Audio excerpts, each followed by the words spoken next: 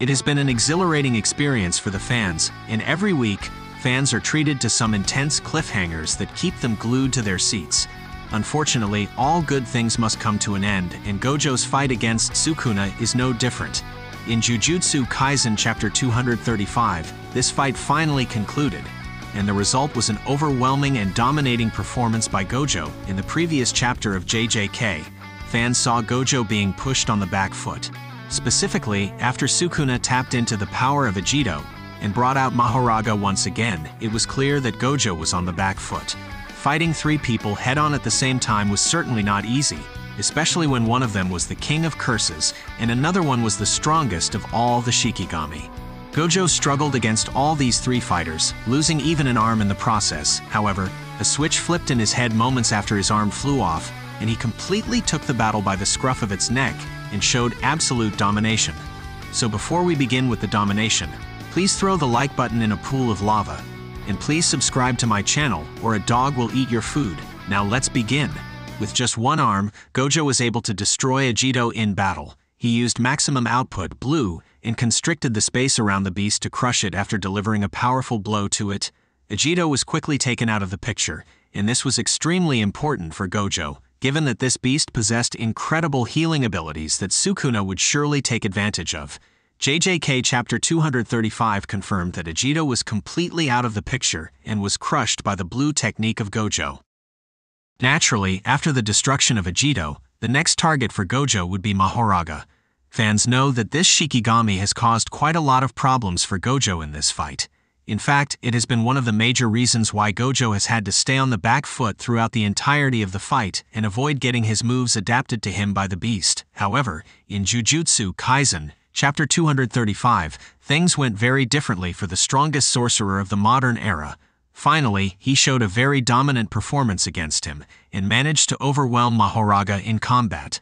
Furthermore, Sukuna also joined in on some of the attacks. However, it appeared that Gojo was in the zone. This was especially highlighted by the fact that he was producing one black flash after another, signifying that he felt unstoppable at the moment. This naturally stressed Sukuna out, and he could only worry about what Gojo would be doing next and try to counter that. Sukuna knew that Gojo would try using red next and use the power of repulsion to defeat Mahoraga. And by all means, his intuition was right. However, Sukuna did not think things through. This was another one of the moments where Gojo showed that he possessed superior battle intellect. He is a genius when it comes to battle, and JJK Chapter 235 was yet another proof of that. Sukuna certainly was right when he guessed that Gojo would use red next. His plan to stop this was to send Mahoraga and try to get it to adapt to this power as well so he could take this card away from Gojo. However, things didn't quite work out for Sukuna according to plan. Instead of firing the red to defeat Mahoraga, Gojo had fired it in order to fuse the two infinities of blue and red. The maximum output, blue, that he had previously used was still lingering in this. When combined with the curse technique reversal red, it gave rise to hollow technique, purple. Fans know that Gojo's purple is among his strongest abilities and one that not even Sukuna can survive without taking a tremendous amount of damage. As soon as Sukuna realized what Gojo was going for, it was evident that the battle was a lost one for him.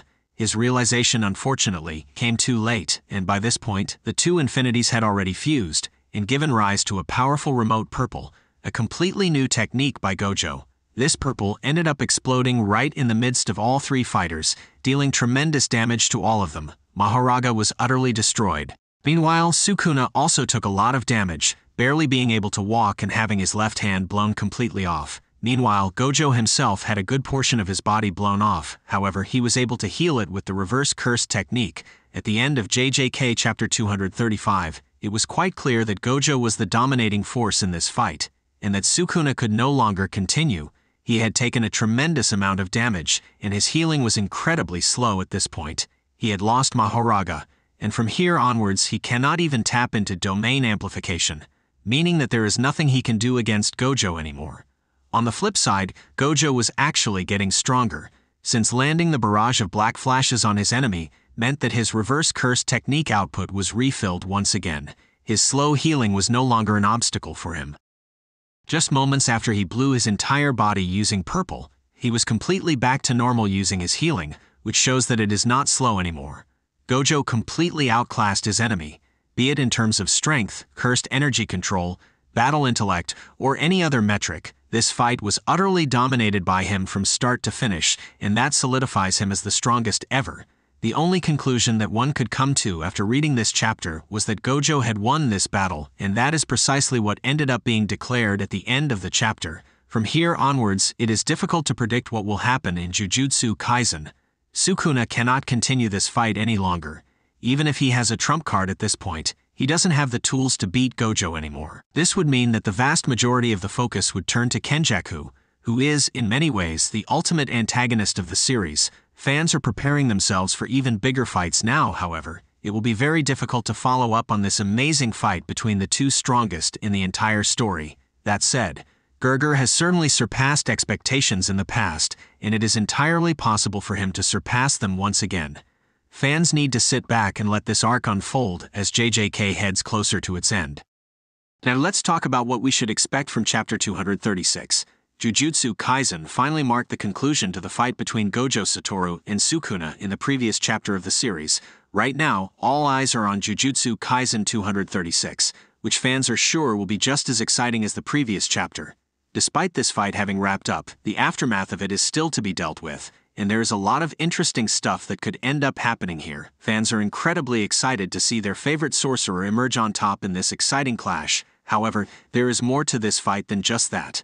A lot of things need to be dealt with before the story can move on, and that is precisely what JJK Chapter 236 will be focused on. One of the most important things that fans will have to keep an eye out for in Jujutsu Kaisen 236 is retaliation from Sukuna. Fans know already that Sukuna is exceptionally powerful and certainly one worthy of rivaling Gojo. In the previous chapter, he felt the overwhelming domination of the latter and was completely outclassed. At the end of the fight, Gojo ended up using his powerful hollow purple technique to blow everything to bits, including himself, and put an end to this fight. That said, Sukuna is still standing. He is in a severely injured state, however. He has not passed out. Although many fans will wonder whether he can continue fighting or not, it appears that he cannot keep going on at the moment. As mentioned in the previous chapter, Sukuna has lost one of his hands. He has lost Mahoraga, and also the ability to use domain amplification. Furthermore, he has also lost fast healing, meaning he cannot even recover properly from what he suffered. Meanwhile, Gojo appears to be back to his best, and that only spells more trouble for Sukuna. By all means, Gojo appears to have won the fight fairly. Despite being up against worse odds, he pulled a rabbit out of the hat in a 3-on-1 battle, and that certainly deserves praise. Undoubtedly, one particular character that a lot of the focus will be on in the upcoming chapters is Kenjaku. Jujutsu Kaisen 236 will likely see him make an appearance. Fans have not seen him around for quite a while now, and it is time that he entered the fray once again and reminded everyone that he was the mastermind behind everything. Kenjaku is, by all means, the ultimate antagonist of the series by the looks of it. He is the mastermind behind everything, and even the likes of Sukuna are a pawn to him. Kenjaku certainly is not weak himself either. With the body of Suguru at his aid, there is a lot that he can achieve.